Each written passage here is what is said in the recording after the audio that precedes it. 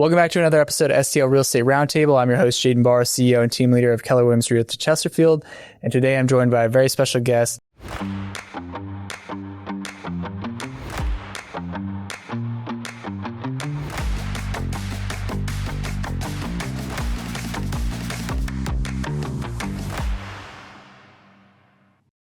Lindsey Jacobs. Lindsey, thank you so much for taking the time. Yeah, thank you. Thanks for having me. Yeah, absolutely. So I start off pretty much every episode the same way, which is what got you started in a career in real estate? So I started when I was 16 years old, working with my mom. So Susie O'Johnson, she's been an agent since like 97 is when she first got licensed. So I was in high school and she was like, hey, will you help me run signs, or will you help me do marketing, brochures, all that kind of stuff. So I was basically a child when I started, and then got my license after I went to college at 19.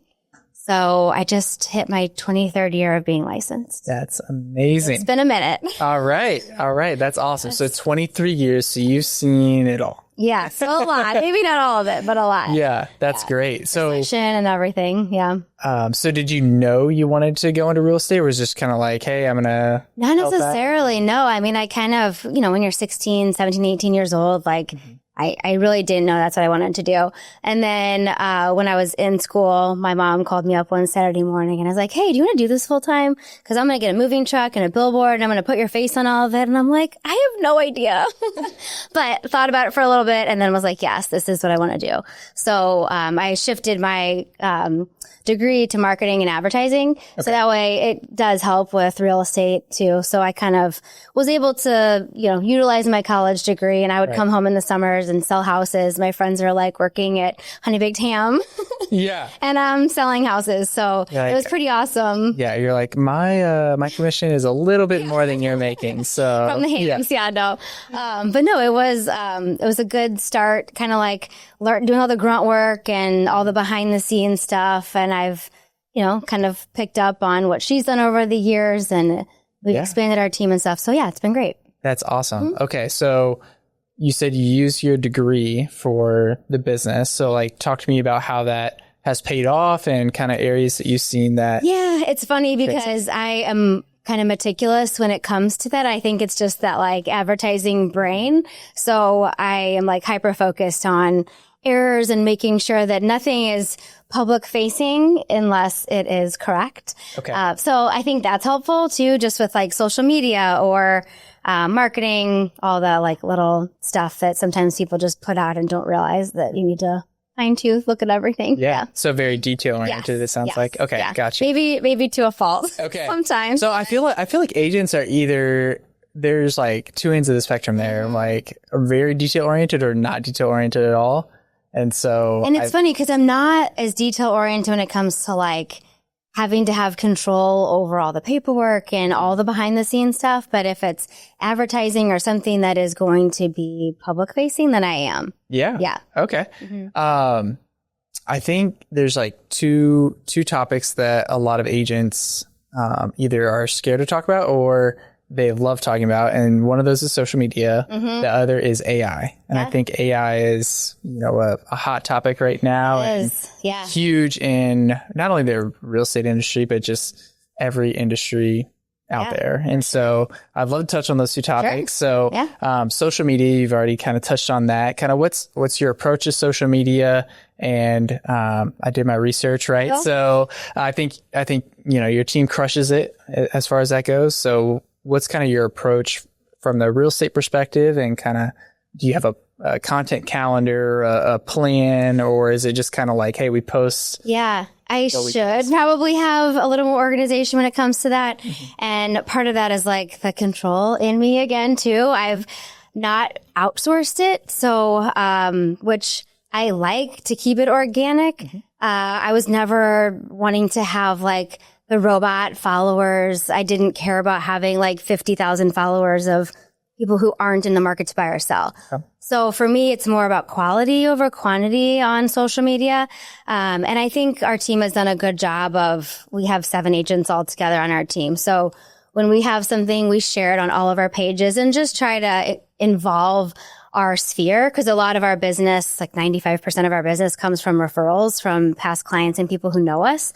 So to me, it's more about promoting ourselves to people who like are connected to us locally here in St. Louis. And then also Compass agents around the country too. We get a lot of referrals from Compass agents. So we do have a lot of followers outside of St. Louis too. Yeah. But awesome. Yeah. Cool. So I think agents either don't know what to post, don't know how to post, or they're scared to post like the wrong thing, right? So what would be your piece of advice to the agent that is hesitant to put themselves out there on social media? Yeah. And it's funny. I mean, even like my mom, she's not comfortable doing it. And I don't think I was comfortable doing it at first either. And it's one of those things you just kind of have to get in front of the camera and do it. I mean, there were times when I would take like 100 videos, not really, but you know, you take something over and over and you nitpick every single little thing. And it's like, no one is sitting there looking at it the way that we are looking at ourselves. Right. Nobody cares. Right. If you say, or if you screw up. So I think my advice would just be to post it and not to worry about it or don't overthink it. Cause I even get stuck overthinking. I think a lot of times some of my best, best performing pieces of content have been the ones where I just post it. Yes. Like I don't think about it. I just pick up the phone, record it, and then my bloopers honestly do better than anything else. Right. Because it's real, right? Yes. And it's people want to like this. They want to have a conversation and get to know you as a person too. So I think if it's all like static images of kitchens and pretty houses, like yes, that is pretty to look at, but then they know nothing about you and who you are, and they don't really connect with you as a person. For sure. So I think it is important, as much as people hate it, to get on camera and just put yourself out there. Yeah, absolutely.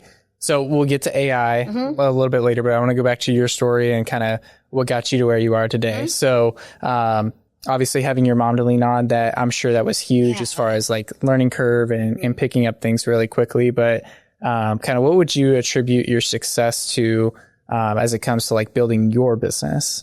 So I mean, even from the time that I graduated in 2005 when I started, just working really hard was probably the number one thing. I mean, I put myself out there every networking event I could go to, every time that somebody asked me to go to coffee or lunch or even doing charity events. I started a young professionals group for a charity. So it wasn't always like, I'm going to do this to get business out of something, but it was just being around as many people as I possibly could from a young age. And like, I had a hard time not saying no. And as I've grown up and like matured, I've realized it's okay to say no, to not do everything. But I feel like that was something that got me going when I was really young. I was just very driven, and kind of put myself out there and sort of became a connector almost with networking with other people. I was in a BNI, and then my husband and I started our own networking group that's still going strong today. We have like 25 members.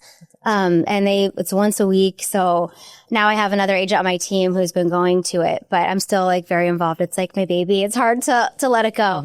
But kind of just having lots of different avenues to grow business organically. It's how I did it. I talk with agents all the time, and it's interesting because I have these podcast episodes with some of the top agents in the local market, and I kind of want every episode to sound different, but at the end of the day, it's like, hey, put yourself out there, talk to as many people as you can, work really hard, and then care for the people that you serve. And it's so simple. Sounds so simple. So simple, right? Yeah. But we make it way more complicated than it needs to be at times, right? That's true. And obviously there's complexities whenever you're growing quickly and, you know, having to grow a team and things like that and find leverage and systems and stuff like that. But end of the day, it's just, you know, love people and take care of the people that choose to work with and that's what we always say. We, you know, like to spoil our people, and we host events for them throughout the year and just doing things to stay top of mind in a fun way, which I think is important too. And they're not just transactions. They're, you know, they're still people and our friends most of the time too. And even if they weren't before, they become friends. Yeah. Right. And that's a great point too. You know, listening to you and how you built your business over time, it's like, do things that you enjoy doing. Right. Like you 100%. Enjoyed going to networking events and meeting new people and different things like that. So double down. Yes. Right? And even just like the sports I play still, golf, tennis, pickleball, and volleyball. So those are kind of like my 4. And I get a ton of business from it. Yeah. So the more, I always tell newer agents that too, like, don't think that you have to sit at your desk from 9 to 5. Like, that is not going to get you business. Go where people are. Yes. Yes. Right? Be face to face, especially if you are a people person. Being around other people, they're going to ask you about the real estate market. It's just, you know how it is when you're an agent. Yeah. Literally every conversation people have with me is, oh, how's the market? Yeah. Almost every day. So just as long as you know what's going on, you can have that conversation, sound educated, and the business will come naturally. And people love talking about real estate. That's one thing that I love about the industry is people want to know what interest rates are doing, what the market's like, what their home is worth, how much equity they have, what they can afford. Like everybody has a Zillow search set up on their phone. Like everybody, whether they're in the market or not, they know what's going on. Yeah.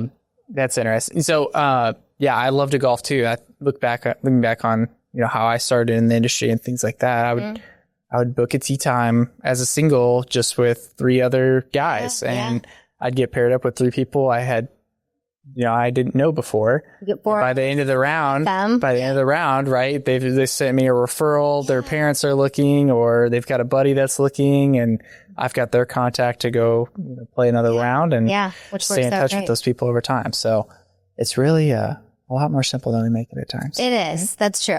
I think just putting yourself out there is step number 1. Yeah. I would love to get your perspective. I know there's probably some people that are looking to find leverage or add to their team. Talk to me about building a team over time and kind of what that process looks like, maybe some challenges associated with it, and how you've grown through it. Yeah, so it started originally with my mom when she was so busy and couldn't keep up with what she had. So she hired an assistant to help with paperwork. So my dad told her, he was the CEO at the time of a large company, and he's like, hire someone to do the things that you don't like to do or are not good at. And paperwork was her number 1. So she's like, okay, fine. Amen. Hire someone to help with that. And then from there, just continuing being busy, hired a buyer agent. And it was just nice. Like, even when I was younger, just having other people, if you're out of town or if your kids are sick or something, just having help is so beneficial. Right. So having people to jump in and show is kind of how it started. And now, they're kind of like family, the agents on our team. Katie's been on our team for, I think, almost like 18 years. So we've had some longevity there, which is really nice. And I think finding people who are similar to you, they don't have to be like exactly like you, but I think you have to have a lot in common with them just to mesh well and to have the same kind of drive and work ethic and all of that for it to work. Absolutely. Okay. So to get to where you are today, obviously it takes so much work. You have to do business the right way, I believe. And talk to me about maybe some challenges that you're either currently working through, like things that, are going on in the business that you're like, okay, the next 12 months, I'd really like to work through this and find a solution, or just challenges you've overcome over the years within the business.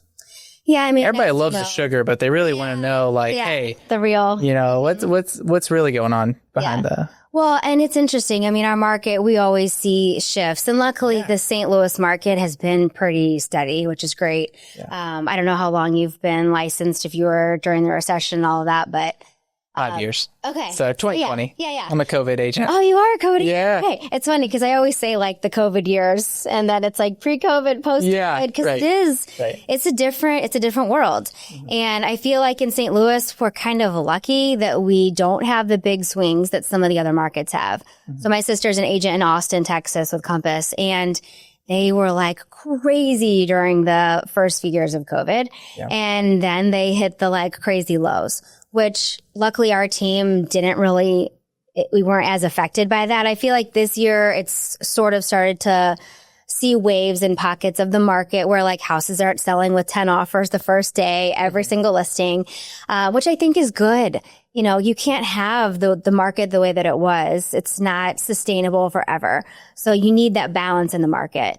And I think just having the experience of being through the markets, guiding the other agents on my team, like some of them have only been licensed for a couple years too. And they don't know what that means to have a listing that doesn't sell the first week on the market. Yeah. It's stressful. If you don't know what to expect and what to tell your seller when they're like, wait, my neighbors sold a year ago and they had 20 offers and 50,000 above list price. Why didn't mine? So I think, just making sure that you can have those conversations with sellers ahead of time. So staying ahead of it is kind of one of the ways that I feel like we've sort of gotten through the little bit of a change. I think everybody thought when rates went up, market was going to crash and people were going to wait, and they didn't. I don't know if you felt it at all this year, but there's been pockets where things aren't selling immediately. Yeah. So I say that's kind of one of the struggles-ish that we're like having to work through with sellers. But, and it's good for buyers. You can't have it a seller's market forever. Like it has to balance itself back out. And I think we're moving more towards a balanced market. For some, it feels like, oh my gosh, the market is crashing. It's totally changing. And it's really not that big of an adjustment. It's just becoming more normal. Right? Which is great. We can actually have, inspections in the contingencies within an offer and actually negotiate. And like, you kind of like, as an agent, you're like, oh, I actually get to use a skill set. I don't just have to tell my buyer, hey, there's 30 offers. This is what it's going to take. I'm sorry. There's not much I can do for you here. No. Right.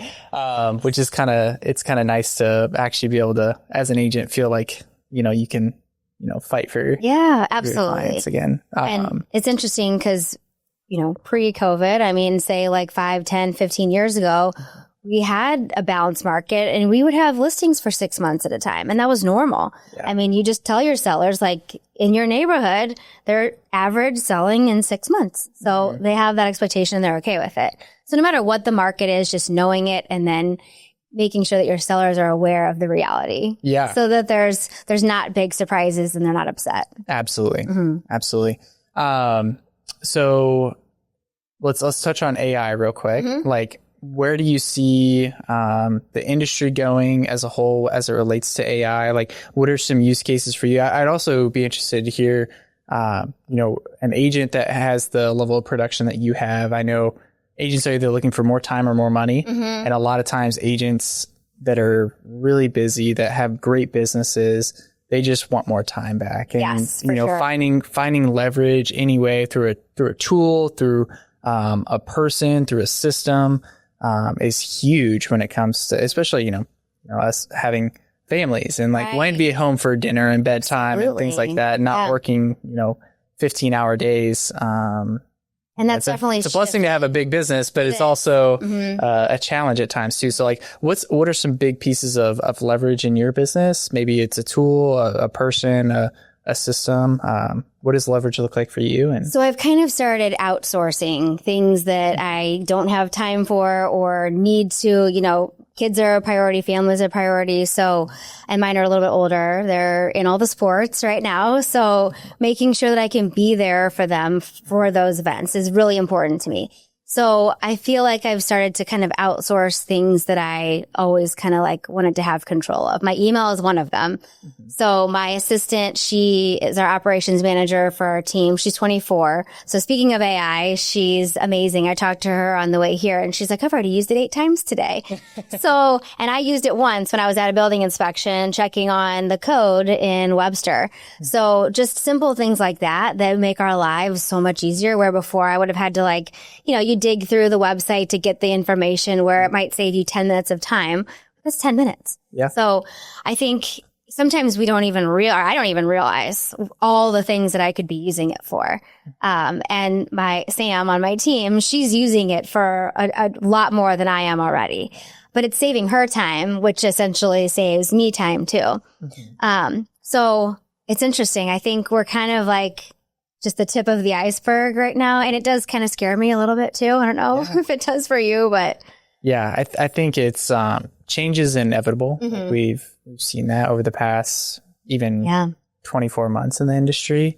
And I think agents that choose to adopt or adapt to change are the ones that are going to thrive and be successful. Agents that refuse to are going to get left behind. I agree. And so, not to say you have to use AI or, be active on social media to have a great business, but I think it's a tool and it can be used to significantly enhance your business if you choose to adapt to it, especially since the top agents and top teams are choosing to. And so they're going to continue to grow in market share if, as they choose to adopt these tools, just because they have the resources to really be able to utilize it. And if you're a solo agent out there and you're not choosing to, it's going to be make it even that much harder, I think, to keep up with everything. Yeah. So looking at, the vision you have for the business for the next, 12 months to 3 to 5 years, like what does that look like? What's on the vision board? Yes. So actually, over the past year, my dad is a consultant now, and I've been meeting with him and just kind of doing just that, trying to figure out like big picture, what is it that I want? And what do we want for the team, et cetera. And I think growing by maybe 2 to 3 producers, like good sized producing agents, maybe in that 5 million to 7 million, 10 million mark. Because we do have like a little umbrella of our business with marketing and advertising, and you basically just like plug in and can grow without I think that's a hard window to be in when you're a single agent on your own. When you're, like you said, you're having to do everything yourself. So that is one area that I think would really like to grow. Having a couple other like full-time producing agents. That can kind of just like plug into what we have and run with it. Awesome. Awesome. Looking at the business that you built, what would you say you're most proud of?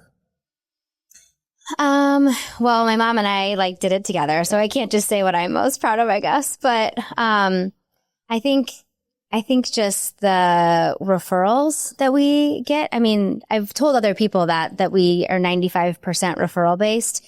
And like other agents around the country, they're like, oh my gosh, that's insane. How do you do it? And like you said earlier, I mean, I think a lot of it is just treating your customers right, spoiling them even after the sale. This morning I was out delivering big mums to my whole neighborhood. So little things like that just go a long way of taking care of your people and doing a good job, paying attention to them and listening to them.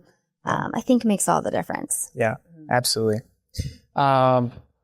So I'm a firm believer that there's a lot of great brokerages and a lot of great agents at all these amazing brokerages. Absolutely. And I think it's, up to agents to find what's the best fit for them and their business. And I love, obviously, Compass has been in the news, right? Big splash, Compass and Anywhere.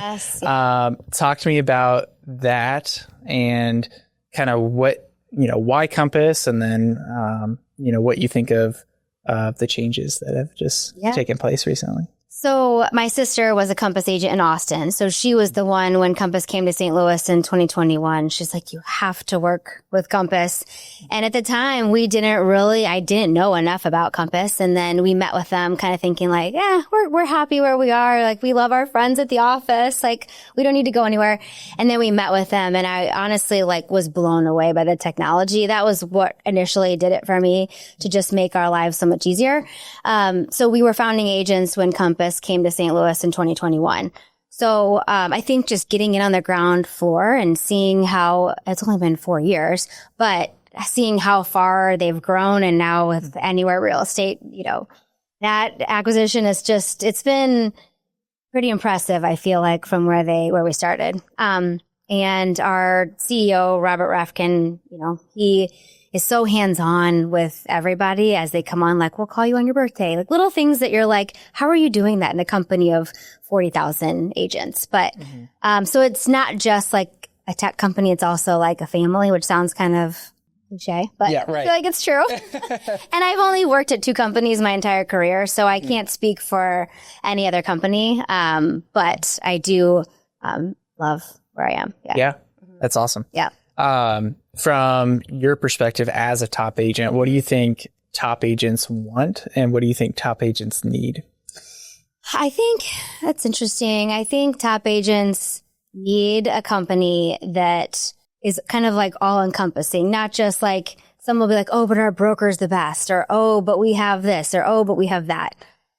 And I feel like those things are great. And yes, you do need those, but you also need to have like a little bit of everything in one, because sometimes when you focus on just one of those things, it's maybe not enough. And sometimes you don't realize that until you're on the outside looking in. Yeah. Okay. What have we not touched on yet? What questions haven't I asked that I should have? I know. I feel like I'm a fast talker.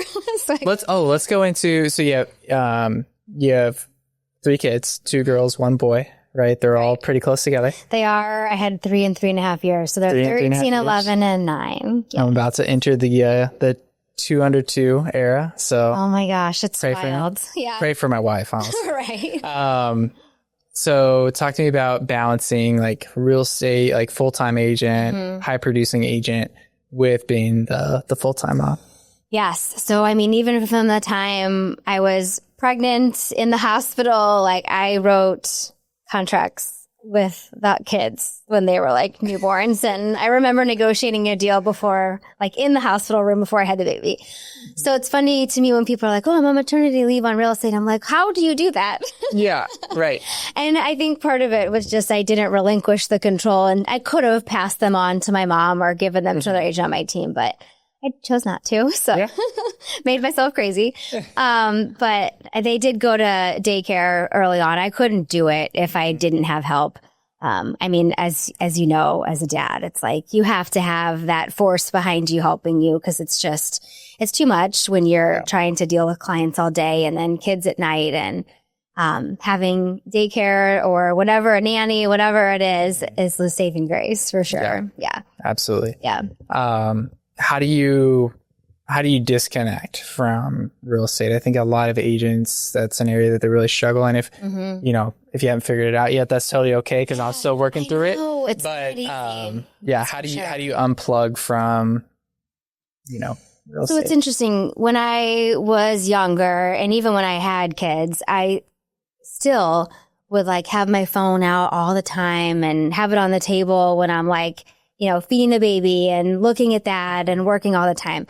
And then, I kind of stepped back and I was like, if I was in a listing appointment for 2 hours, I wouldn't have my phone out and answering it and talking to people. So I started treating my kids' games, and I mean, unless I'm like negotiating a contract or something that has to be dealt with right away.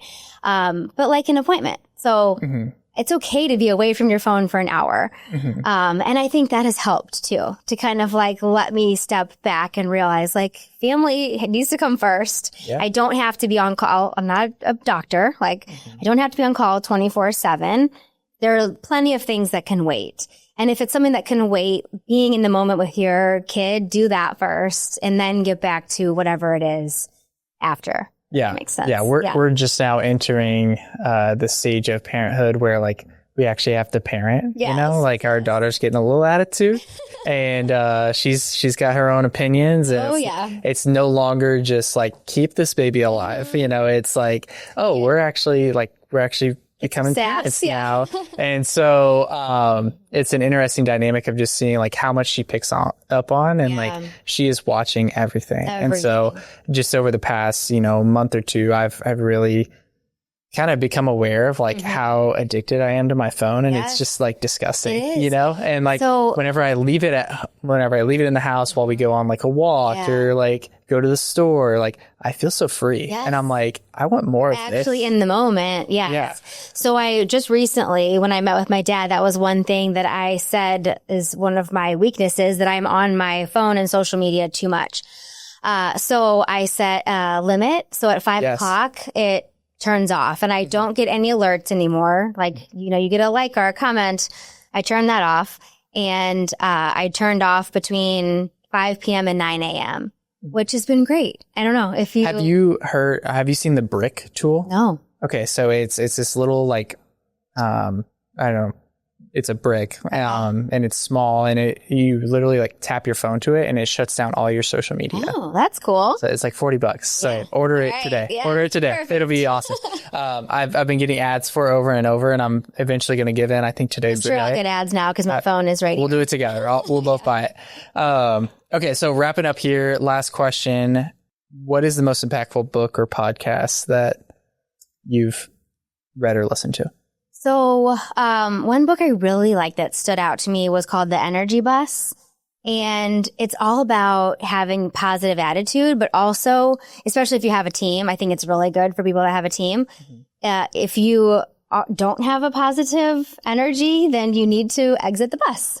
So just making sure that you surround yourself with like-minded people and just kind of, it's like how to treat people, but then also how to, you need to make sure that you surround yourself by people who have good energy and who are like-minded. Yeah. That's awesome. I'm adding that to my list. I haven't read that one. It's a quick little easy read. Yeah. I've heard the saying, get the right people on the bus and then find a seat for them. Right. So yeah, that's very great. Similar. It's awesome. It's a good little book. Yeah. Cool. Any advice you have to other agents that are aspiring to grow to the level of production or business that, you and your mom have built over the years? I would say coming up with a business plan just so that you can stay organized on what it is. What is your goal? Is your goal to have a team of 5? Is your goal to sell 50 million a year? And then break it down. Because I think a lot of times people set whatever the goal is and then they don't have a way to get there. So set the goal and break it down to where it's monthly, or weekly, daily, because you're not going to get there unless you take the steps every single day. That's great. Do the work. Yes, right? Do the work. I think this saying is we severely overestimate what we can do in 1 year, but we severely underestimate what we can do in 5. Yeah. Right. So I look at my life and I'm like, that's totally true. Right. Yeah. I always my 1 year goal is like crazy, but 5-year goal, I'm usually underestimate what's possible there. Yeah. So, that's a good one. Awesome. I like it. Well, thank you so much, Lindsey, for being on the podcast. I know everybody listening and watching will get a ton of value from it, so I appreciate your time. Awesome. No problem. Thank you. All right. We'll catch you on the next episode.